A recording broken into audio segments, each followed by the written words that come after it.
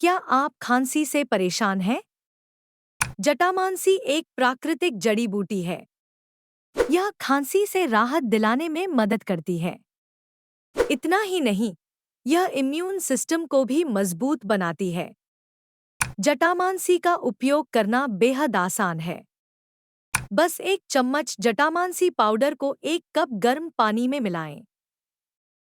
रोजाना सुबह और शाम इसका सेवन करें।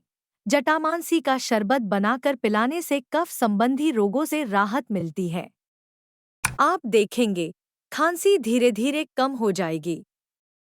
अगर यह जानकारी लाभकारी लगी, तो हमारे चैनल को सब्सक्राइब करें।